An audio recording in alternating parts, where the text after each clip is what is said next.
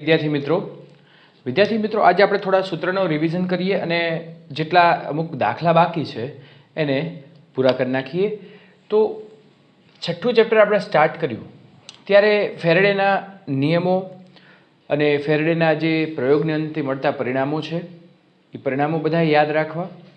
સૂત્ર જોઈએ તો E is equal to minus d∅/dt. જો આટાની સંખ્યા હોય તો માઇનસ n d∅/dt. ફ્લક્સ જોઈએ ચુંબકીય ફ્લક્સ તો B એ cos થીટા. થીટા એ B અને A વચ્ચેનો ખૂણો છે મિત્રો.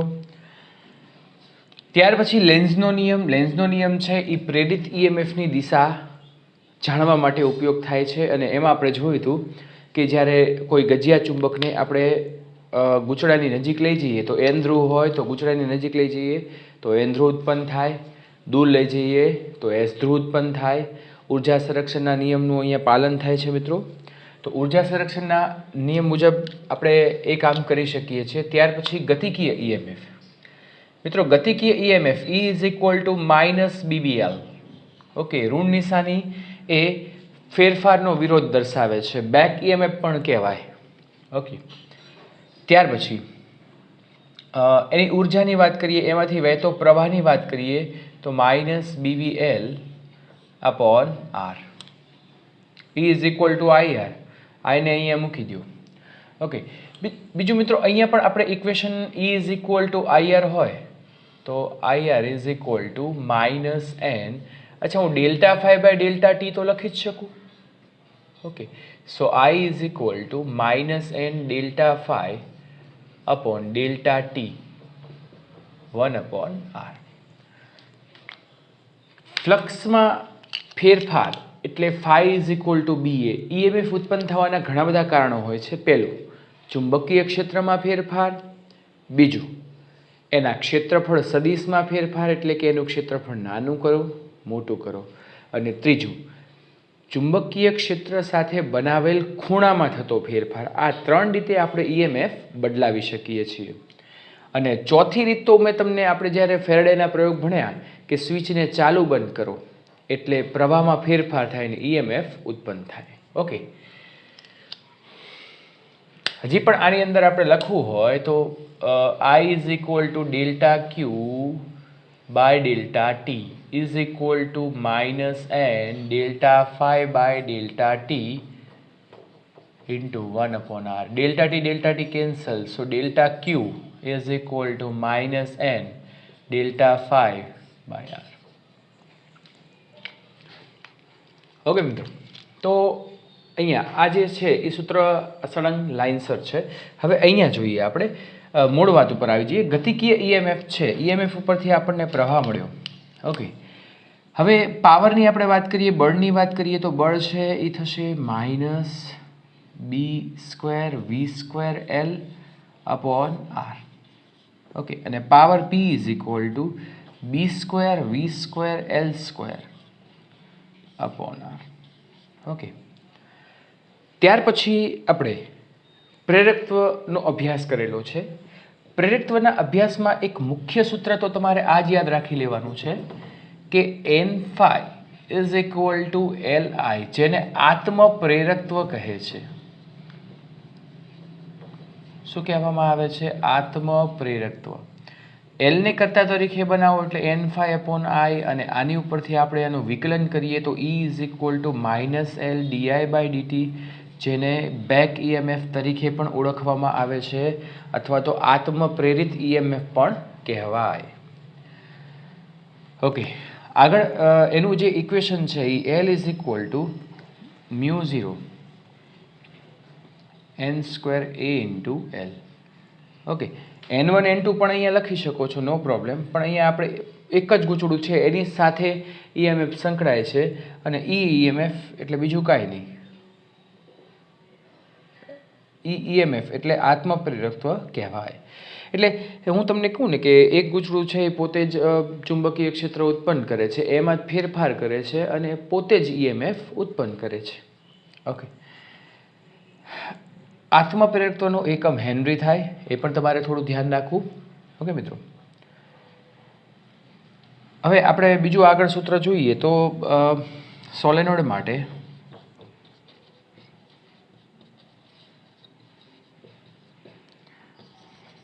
આત્મ પ્રેરકત્વ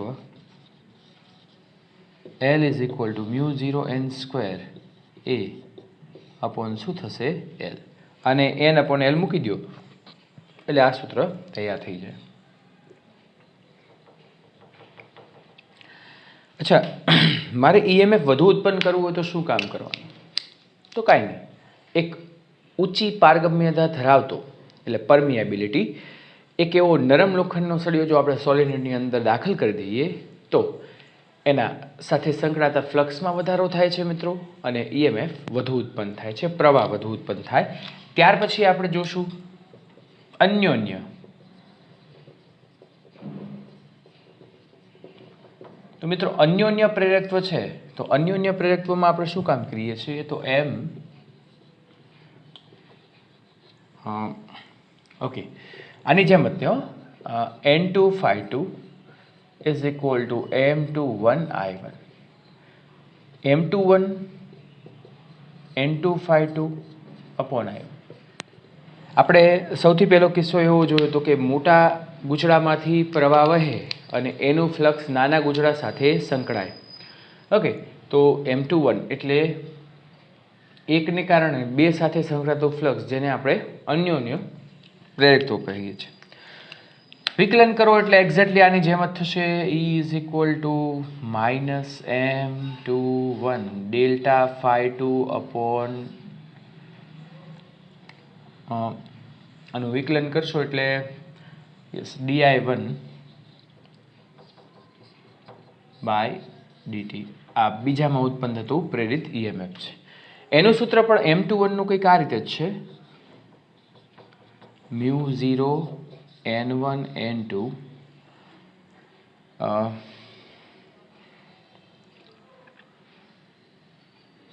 a into L. ઓકે, કંઈ ખૂટતું હોય તો જોઈ લેજો, બરાબર ને? લગભગ તો આ જ રીતે છે, μ0 n1. આપણે એકવાર ચેક કરી લઈએ. ઓકે,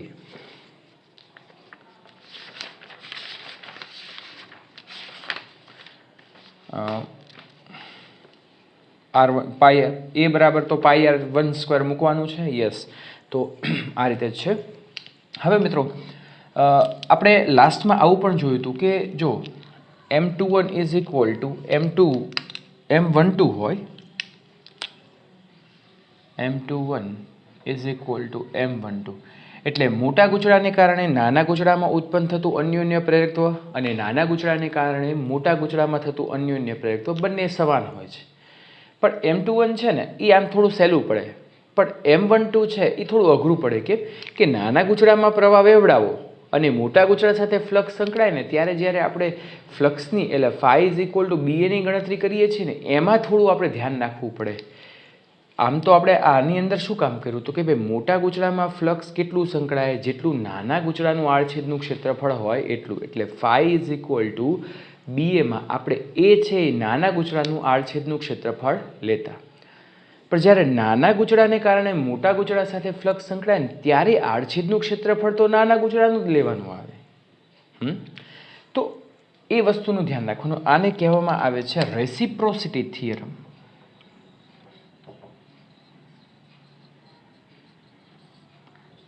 આને શું કહેશું? Reciprocity theorem. ઓકે, તો મિત્રો આ વસ્તુ યાદ રાખવાનું છે. ઓલમોસ્ટ બધા સૂત્ર આવી ગયા છે. જે કાંઈ પણ વધતા ઘટતા હોય એ મેં તમને લેક્ચરમાં ચલાવી દીધા છે. ઓકે, તો મિત્રો હવે આપણે આગળ વધીએ, દાખલામાં આગળ વધીએ છીએ.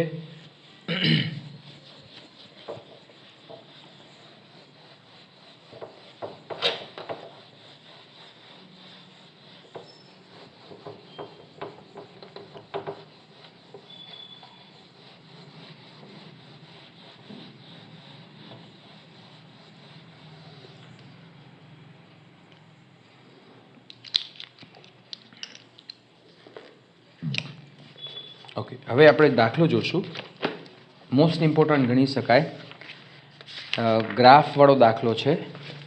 જો દાખલાની રકમ આ રીતે છે મિત્રો.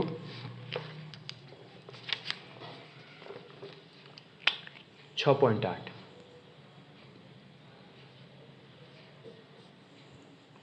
આકૃતિમાં દર્શાવ્યા મુજબ લંબચોરસ વાહકની ભુજા PQ.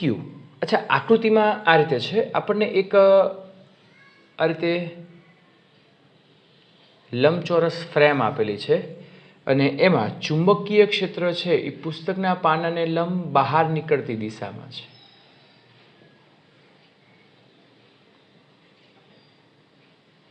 આકૃતિ આપણે ઝડપથી દોરી દઈએ. ઓકે, PQ ને x બરાબર 0 થી બહારની દિશા તરફ ગતિ કરાવવામાં આવે છે. એટલે એક આપણે x બરાબર 0 અહીંયા જોઈ લઈએ અને x બરાબર 2 અહીંયા આપેલું છે અને x બરાબર 2b આપણને અહીંયા આપેલું છે. ઓકે, આ બધા અંતર છે ટૂંકમાં. ઓકે, એક સળિયો છે એ અહીંયા છે. એક્ઝેક્ટલી આપણે એની ઉપર તો આ રીતે દોરવું હોય તો દોરી શકીએ. x બરાબર 0 આવે. ઓકે મિત્રો, અને એને ત્યાંથી ગતિ કરાવવામાં આવે છે. એટલે ગતિ v વેગથી ગતિ કરે છે અને સપોઝ કે ધારો કે એ અહીંયા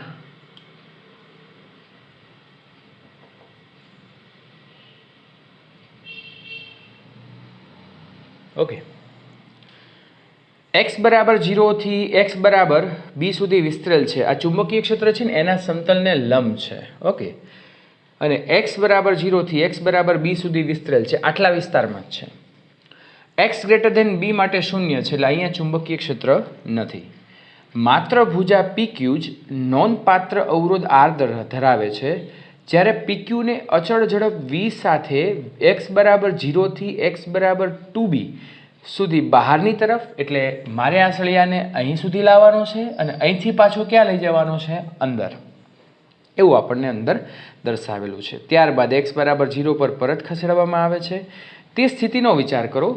ફ્લક્સ, EMF, ભુજાને ખેંચવા માટે જરૂરી બળ અને જૂલ ઉષ્મા તરીકે વ્યય પામતા પાવર માટેના સૂત્ર મેળવો. અને આ સૂત્ર મેળવીને આપણે એને રેખાંકિત એટલે ગ્રાફ દોરવાનો છે મિત્રો. તો હવે અહીંયા આપણે ગ્રાફનો હિસાબ કરીએ તો બે વસ્તુનું કામ કરી શકીએ છીએ કે અહીંયા ફ્લક્સ મેળવવાનું છે આપણે. અચ્છા, આટલા ભાગમાં હું ગ્રાફ દોરીશ.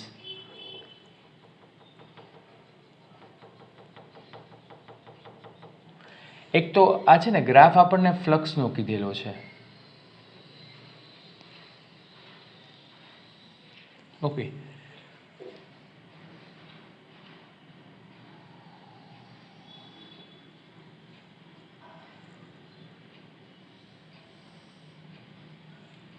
આ છે EMF, અહીંયા થશે બળ અને અહીંયા આવશે પાવર. ઓકે, બધાના સૂત્ર તો હમણાં મેં રિવિઝન કરાવેલા છે મિત્રો, એટલે તમને બધાને યાદ હશે. ઓકે, તો હારે હારે આપણે ગ્રાફની પણ ગણતરી કરતા જશો મિત્રો. અહીંયા આપણને કીધું છે કે કેથી શરૂઆત કરીએ, ચુંબકીય ક્ષેત્રના એન્ડ સુધી L, અહીંયા M, એટલે K થી L લઈ જશું, L થી M, M થી L, L થી K, એટલે મૂળ સ્થિતિમાં આપણે એને પાછો લાવવાનો છે. તો આપણે આપણી સફરની શરૂઆત કરીએ છીએ.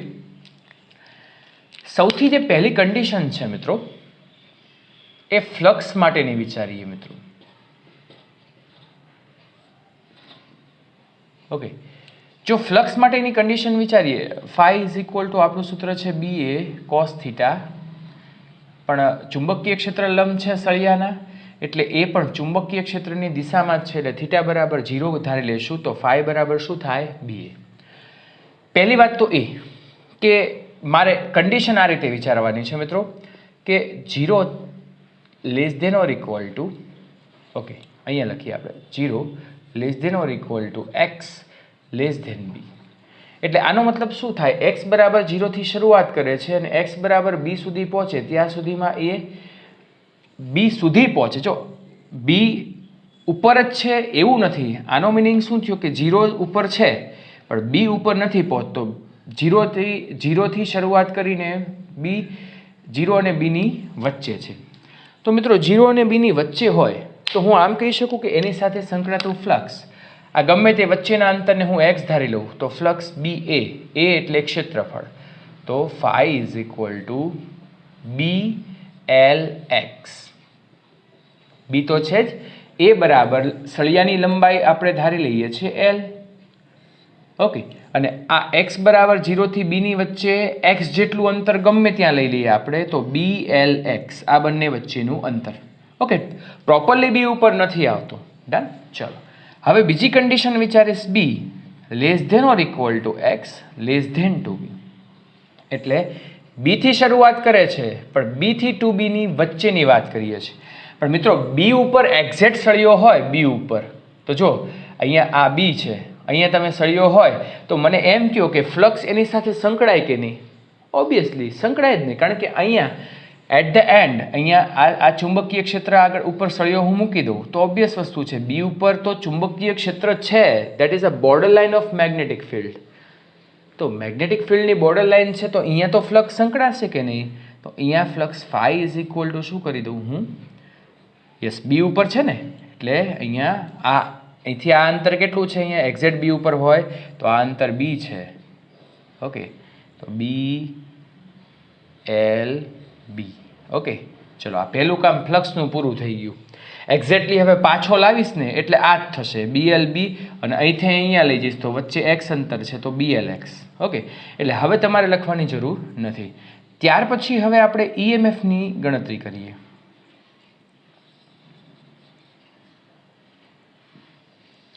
E is equal to BVL. Okay, ગતિકીય ઈએમએફ છે એટલે BVL ના સ્વરૂપમાં આપણે કામ કરશું. અચ્છા મિત્રો, હવે ઈએમએફ ઉત્પન્ન ક્યારે થાય? તો તમે બધા કહેશો કે સર ફ્લક્સમાં ફેરફાર થાય એટલે ઈએમએફ ઉત્પન્ન થાય. રાઈટ, સાચું છે. તો x બરાબર 0 થી, એમાંય પણ કન્ડિશન આપણે આ જ વિચારવાની છે મિત્રો.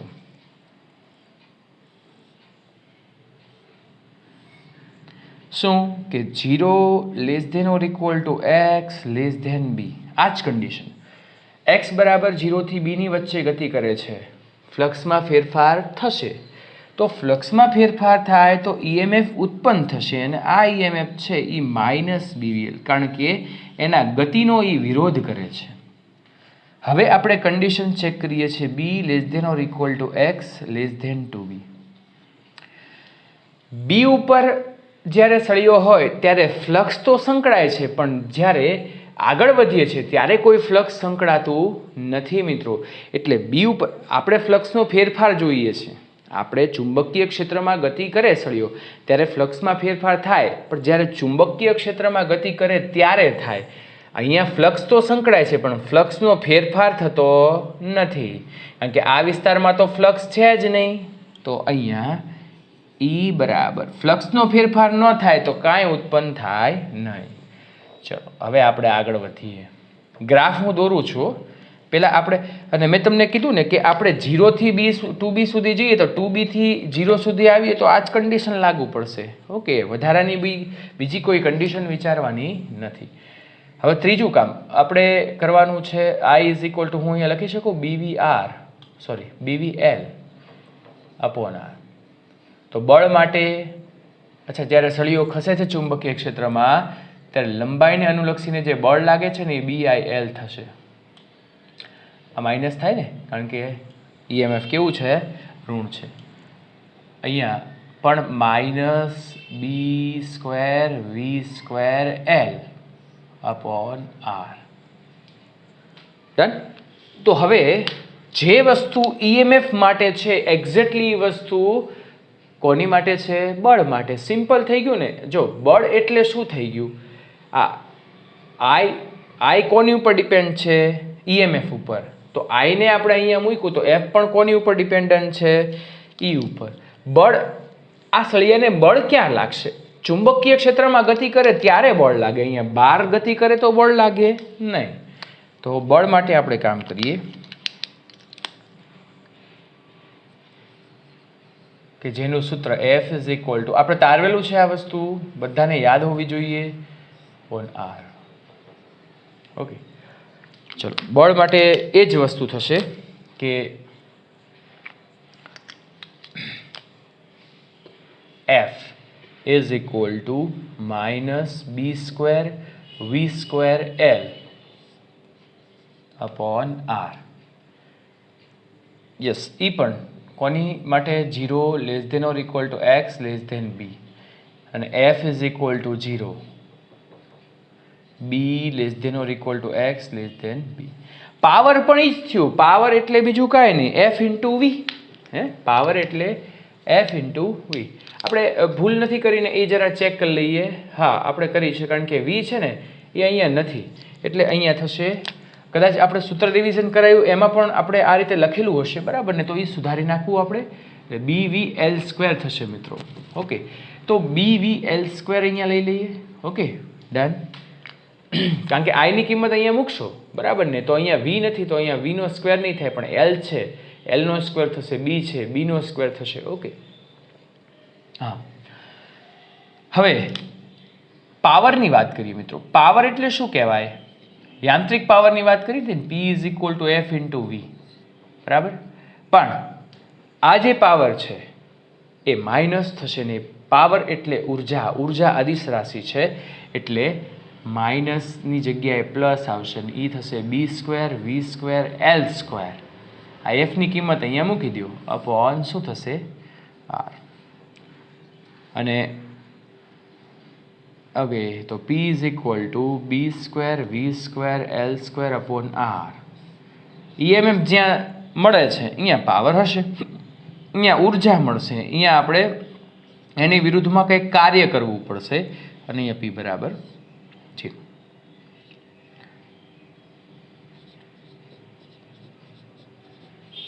ઓકે ડન મિત્રો. હવે આપણે આગળ જોઈએ. અચ્છા, હવે ગ્રાફ દોરીએ. જો મિત્રો, ગ્રાફ કેટલો સરળ થઈ જશે.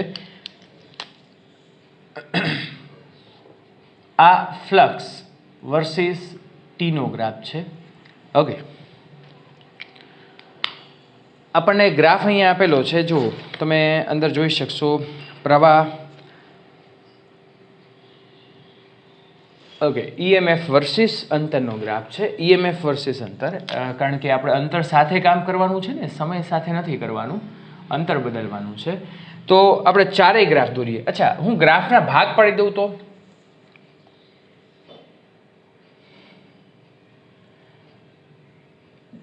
કે થી એલ તરફ જાય છે. ઓકે, એટલે અહીંયા આપણે આ રીતે ભાગ પાડી દઈશું બધાના.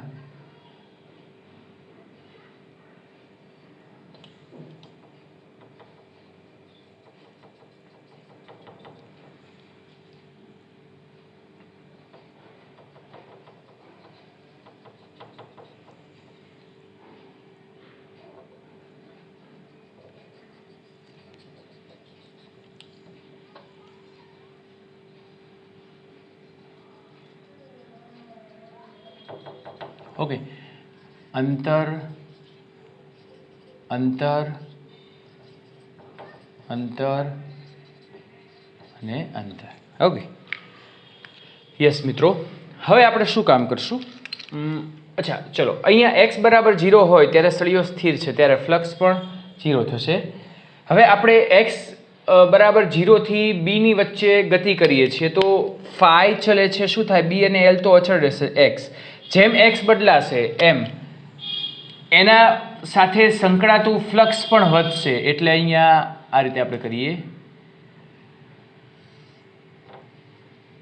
બરાબર ને? ફ્લક્સ સુરેખીય રીતે વધે છે, ફાઈ પ્રપોઝનલ ટુ એક્સ, એટલે ઘેરાતું ક્ષેત્રફળ વધશે એમ ફ્લક્સ પણ વધશે, અને ફ્લક્સ વધશે એટલે ઈએમએફ પણ વધશે.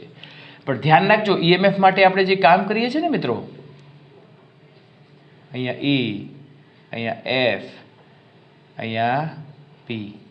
ઓકે, જો ઈએમએફની વાત કરીએ, ઈએમએફ પણ માઇનસ બીવીએલ, બરાબર કે નહીં? માઇનસ શું થશે? બીવીએલ. સળિયાની લંબાઈ, વેગ અને ચુંબકીય ક્ષેત્ર પર ઋણ છે. અને મિત્રો બીજી વાત, મારે તમને એવું કહેવું છે કે આ જે ગ્રાફ છે ને એ સ્ક્વેર થશે. અચ્છા, જ્યારે કે થી એલ આવે છે, એટલે કે એક્સ બરાબર 0 થી એક્સ બરાબર બી આવે છે, ત્યારે આ ગ્રાફ છે અહીંયા સ્ક્વેર થશે. ગ્રાફ કેવું થશે? સ્ક્વેર. જો એટ ધ બી, એટલે કે બી ઉપર એક્ઝેક્ટ ઈ બરાબર શું થાય છે? 0 થાય. એટલે મેં અહીંયા છે ને સ્ક્વેર ગ્રાફ આવશે. યાદ રાખવું, આ ગ્રાફ કેવું આવશે? સ્ક્વેર. ઓકે, આટલું કામ પૂરું. બળની વાત કરીએ તો બળ છે એ પણ માઇનસ, એનો પણ ગ્રાફ આ રીતે જ થશે. બરાબર. આ છે અહીંયા આપણે લખવું હોય તો લખી શકીએ કે બી, 2b, બી અને 0. ઓકે, 0 થી બી, બી થી 2b, 2b થી બી, બી થી 0. અને પાવર તો ધન છે, એનો ગ્રાફ આ રીતે થશે.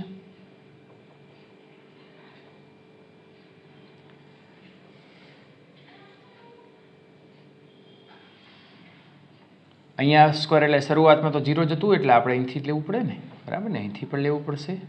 ઓકે, અને અહીંથી આપણે શરૂઆત કરીએ તો ઓકે,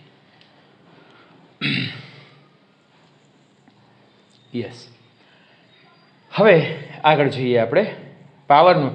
હવે ફ્લક્સ બી થી બી ઉપર એક્ઝેક્ટ છે ત્યારે ફ્લક્સ તો છે, એટલે BLB, અને x બરાબર 2b આગળ જાઓ એટલે હવે ફ્લક્સ છે એ BLB જેટલું. અહીંયા ફ્લક્સ છે, અહીંયા નથી. આ બંનેની આપણે બાદબાકી કરીએ. અહીંયા ફ્લક્સ ફાઈ બરાબર 0 છે, અહીંયા flux phi is equal to BLB છે. તો અહીંથી અહીંયા જાઓ ત્યારે આપણે એવું કહીએ કે ફ્લક્સ કેવું રહે? અચળ. એટલે અહીંયા ફ્લક્સ BLB જેટલું અચળ રહેશે, ફ્લક્સ બદલાશે નહીં. અહીંયા તમે જશો તો ચુંબકીય ક્ષેત્રમાં ફેરફાર થાય છે, એટલે એની સાથે ઘેરેલું ક્ષેત્રફળ બદલાશે, તો ફ્લક્સ બદલાશે. એટલે આપણે આ રીતે લીધું. Okay, yes. અહીંયા E0 છે, F0 છે, P0 છે, બરાબર ને, એટલે અહીંયા 0 જ રહેશે. અહીં આખું શું થઈ જશે? 0. ઓકે, આપણે ઊંધું વિચારીએ. હવે 2b થી b વિચારીએ. 2b થી b માં તે ઈ ફ્લક્સ તો અચળ જ રહેવાનું છે, BLB જેટલું, એટલે એને આ બાજુ લઈ લઈએ. અહીંયા તો બધું 0 જ થશે, પાવર એ 0, બરાબર ને. હવે પાછા ઊંધા ગતિ કરીએ છીએ, એટલે ઘેરાતું ક્ષેત્રફળ ઘટે, અને ક્ષેત્રફળ ઘટે એટલે મેં તમને કીધું હતું કે ફ્લક્સ પણ ધીમે ધીમે ઘટે, અને ફ્લક્સ ઘટે એટલે પાછું ફ્લક્સ ઘટે એટલે અહીંયા માઇનસ માઇનસ શું થઈ જશે? પ્લસ. એટલે આ વખતે EMF પ્લસમાં આવશે. યસ. અને 0 ઉપર પાછું 0. અહીંયા પણ બળ પ્લસમાં આવશે, 0.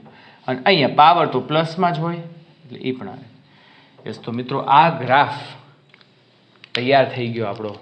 તો આવડે છે, સિમ્પલ, બહુ જ સિમ્પલ. આ આવડે ને, આ વસ્તુ યાદ હોય ને, પછી આ ગ્રાફમાં કોઈ તકલીફ પડે નહીં. ઓકે મિત્રો, ચલો આપણે આગળના હજી સમ ગણીએ.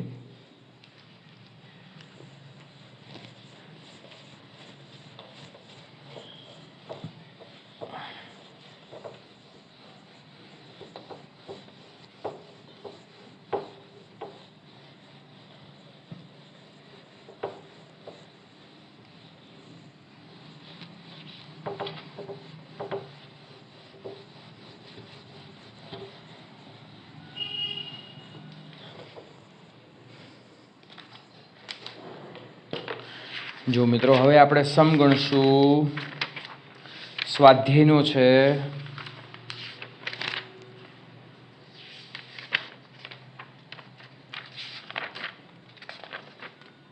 yes. 6.8 અને 6.9.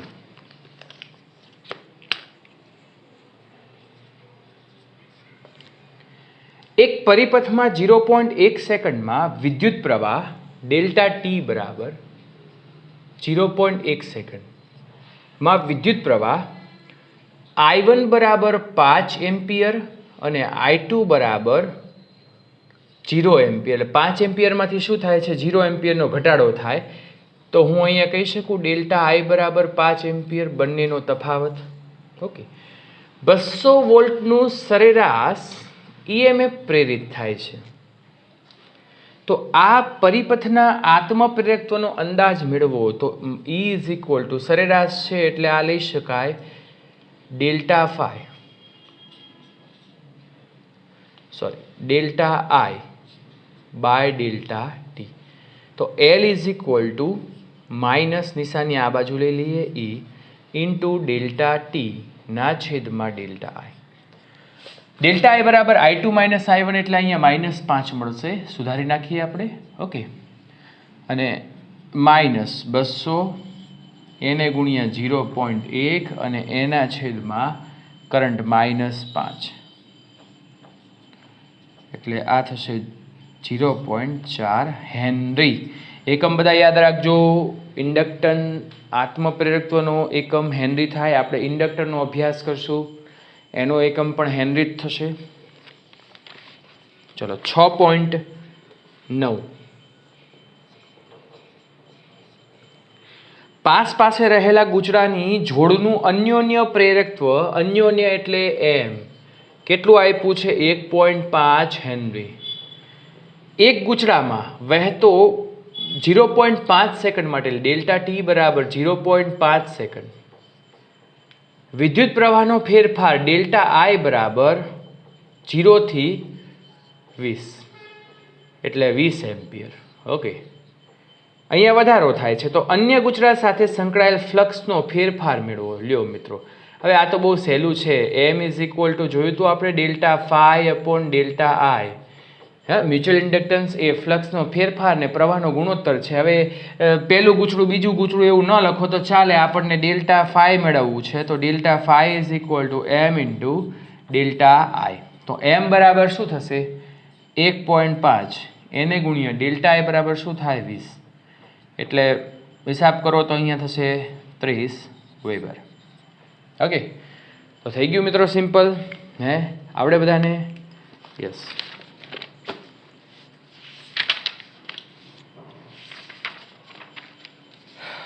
ઓકે, તો હવે બસ આટલે સુધી રાખીએ છીએ આપણે. નેક્સ્ટ ટાઈમ હવે આગળ વધશું અને નેક્સ્ટ ટાઈમ દાખલા અને થોડા ઘણા આપણે MCQ સોલ્વ કરવાના છે મિત્રો. ઓકે, તો આટલે સુધી રાખીએ છીએ.